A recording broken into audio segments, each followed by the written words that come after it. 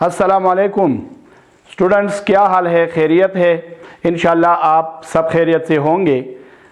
तो आज मैं आपको इन सवालों का जवाब दूंगा जो आप तलबा ने मुझसे कमेंट्स में किए हैं। इंशाल्लाह मैं आपको इन सवालों का जवाब दूंगा। और याद रखो, जो सवाल आप कमेंट्स में करते हैं तो इंशाल्लाह मैं इन सवालों के जवाब के लिए आपको ज़रूर लेक्चर दूंगा। तो मेरी लेक्चर को ज़रूर सुनिए और तवज्जो के साथ सुनिए। इसी तरह अपने साथियों के साथ शेयर भी करें और उनको बताएं कि ये आपके लिए बहुत मुफीद है। इंशाल्लाह आपको बहुत ज़्यादा फ़ायदा होगा। तो आइए, जो सवालात आपने किए हैं आप तलबा ने, तो मैं इनका जवाब देता हूँ। पहला सवाल जो तलबा ने पूछा है, तो मैं आपको बताता हूँ कि ये सवाल किस चीज़ के मुताबिक है। तो ये है इम्पॉर्टेंट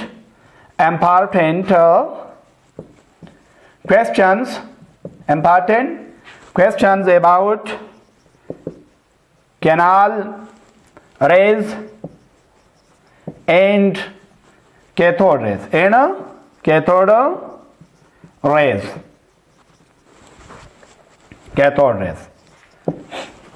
तो पहला सवाल जो आप तलबा ने मुझसे किया है वो ये है कि डिस्चार्ज ट्यूब में किस तरह ग्लो पैदा हुआ। जो डिस्चार्ज ट्यूब विलियम क्रोक ने इस्तेमाल किया, हाइड्रोजन इसमें डाला तो ये ग्लो जो रोशन हुआ था, ये ट्यूब ये किस तरह रोशन हुआ, ये ग्लो किस तरह पैदा हुआ। तो आइए मैं आपको इस सवाल का जवाब बताता हूँ। क्या है भाई? प्रोडक्शन, इसे क्या कहते हैं? प्रोडक्शन ऑफ ग्लो डिस्चार्ज, या इसे हम डिस्चार्ज ग्लो भी कह सकते हैं, ग्लो एंड डिस्चार्ज ट्यूब भी कहते हैं। प्रोडक्शन ऑफ ग्लो डिस्चार्ज या ग्लो इनसाइड डिस्चार्ज ट्यूब, ये किस तरह पैदा हुआ। तो देखिए, जब हम किसी डिस्चार्ज ट्यूब में, किस चीज़ में, फर्ज करिए ये डिस्चार्ज ट्यूब है शीशे का और इसमें कोई गैस डालते हैं। क्या डालते हैं? गैस। कोई भी गैस हो सकता है, कोई भी गैस आप डाल सकते हैं इस ट्यूब में, डिस्चार्ज ट्यूब में। तो जब डिस्चार्ज ट्यूब में किसी गैस को डाला जाता है, फर्ज करिए ये क्या है? एक गैस के एटम है, हमने डाल दिए, और ये प्लेट है मेटालिक्स, और इसको हम ज़्यादा वोल्टेज से कनेक्ट करें। क्या करें? कनेक्ट करें। परस के बैटरी के साथ हमने कनेक्ट किया, प्लस है तो ये प्लस आ जाएगा, जब ये माइनस है तो ये माइनस होगा। ये क्या? कैथोड, और ये एनोड होगा। तो किस तरह ये ग्लो बन गया या बनता है ग्लो? किस तरह? ये गैस के एटम है। तो इस ग्लो के बारे में मैं आपको दो कॉन्सेप्ट बताता हूँ। इसके बारे में दो ख्यालात है साइंसदानों के कि ये किस तरह पैदा हुआ या किस तरह पैदा होता है। याद रखो तलबा, जब हम इन दोनों प्लेटों के दरमियान क्या करते हैं? वोल्टेज बढ़ा देते हैं, और हाइड्रोजन या किसी और गैस का जो मौजूद हो इसकी प्रेशर कम करते हैं वैक्यूम पंप के जरिए।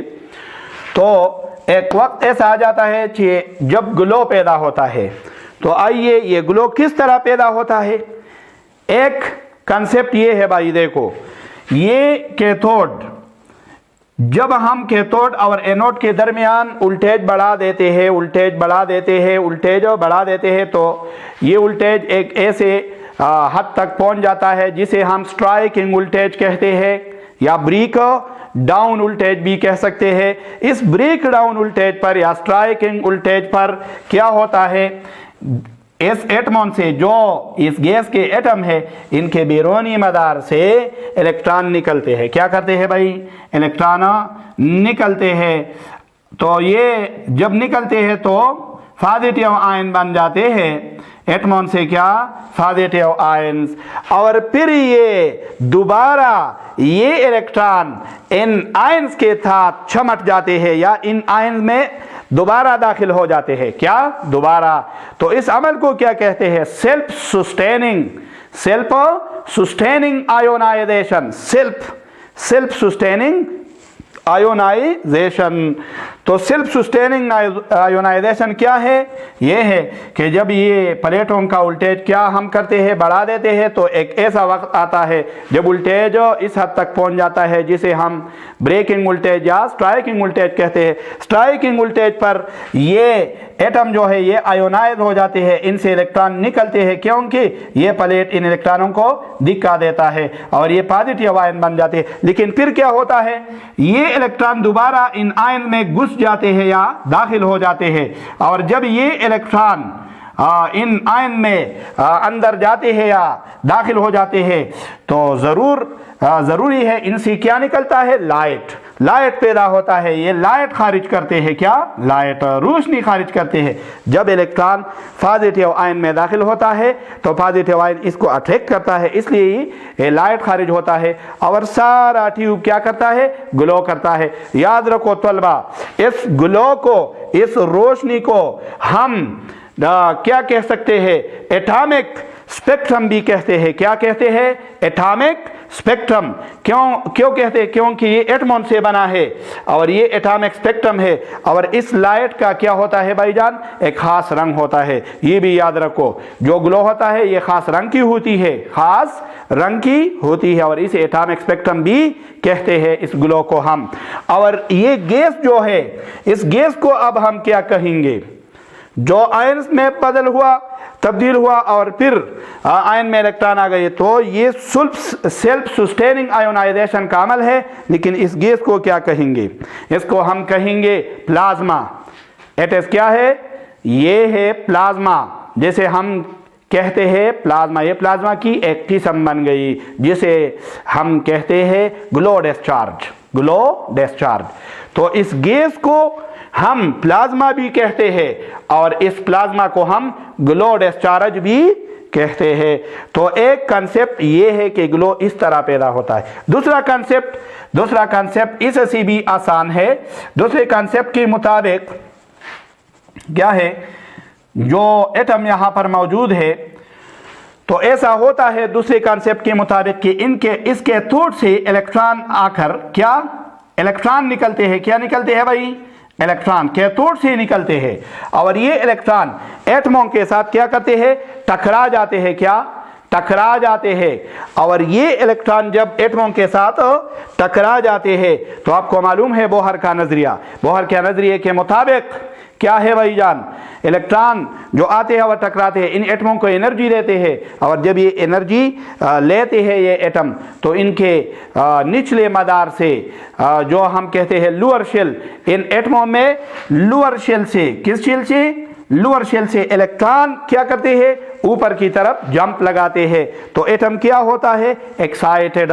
यानी जब बैरूनी इलेक्ट्रॉन एटमों के साथ क्या करता है, टकरा जाता है, तो ये इलेक्ट्रॉन एटमों को एनर्जी देता है, एनर्जी देते हैं, और ये एनर्जी जब एटम लेते हैं तो इनके निचले मदारों से, लोअर शेल से इलेक्ट्रॉन जंप लगाते हैं ऊपर वाले मदार में, अपर शेल में। तो इस अमल को क्या कहते हैं, एक्साइटेशन कहते हैं भाईजान।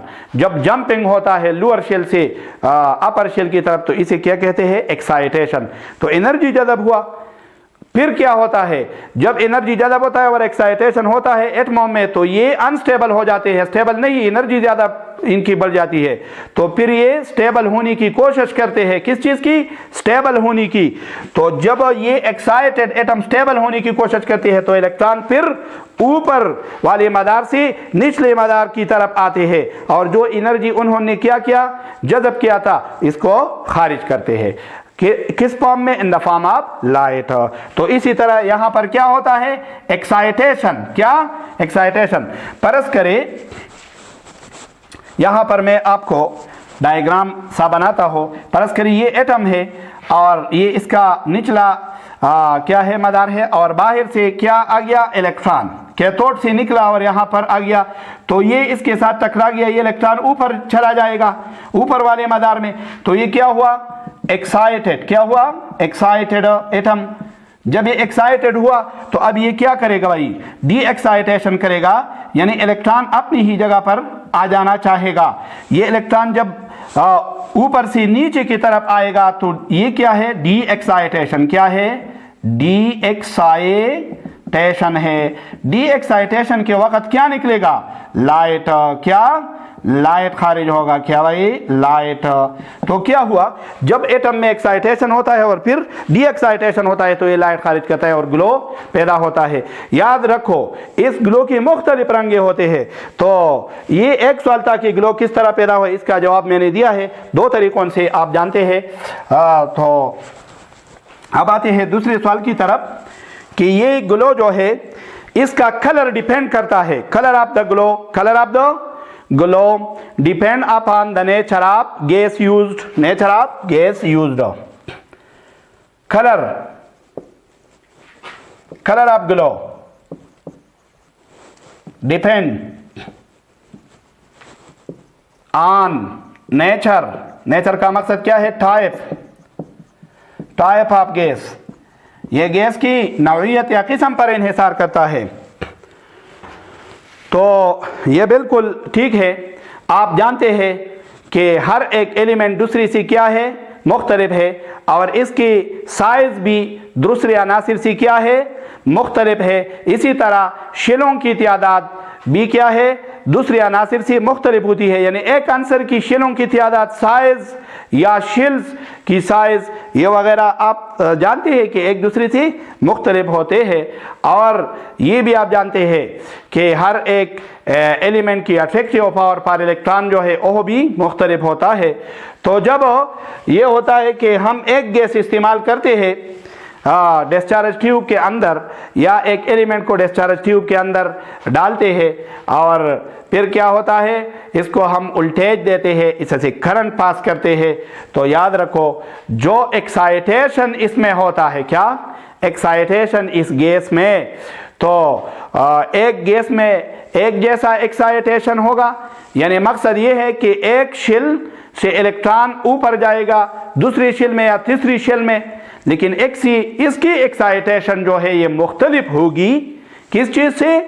दूसरे आंसर से, क्योंकि इस आंसर की शेलों के दरमियान जो फासिला है ये भी दूसरे आंसर से क्या है? मुख्तलिफ है। तो मुख्तलिफ गैसों में या मुख्तलिफ अनासिर में क्या होता है भाईजान? मुख्तलिफ एक्साइटेशन होती है, और इसी तरह ये मुख्तलिफ एनर्जी भी जज़ब करती है, मुख्तलिफ अमाउंट ऑफ एनर्जी, यानी डिफरेंट अमाउंट ऑफ एनर्जी जज़ब करते हैं। और जब इनमें डी एक्साइटेशन होता है तो ये भी मुख्तलिफ होगा, और जो लाइट निकलेगा तो ये बाज़ गैस का या बाज़ एलिमेंट का क्या होगा? ज़्यादा एनर्जेटिक एनर्जी होगा या रेज होंगे, और इसकी कलर भी क्या होगी? इसकी फ्रीक्वेंसी ज़्यादा होगी। और बाज़ अनासिर के लिए जो लाइट खारिज करते हैं ये क्या होगा भाईजान? ये बिल्कुल इसकी फ्रीक्वेंसी कम होगी। तो ये डिपेंड करता है किस चीज़ पर? एलिमेंट पर।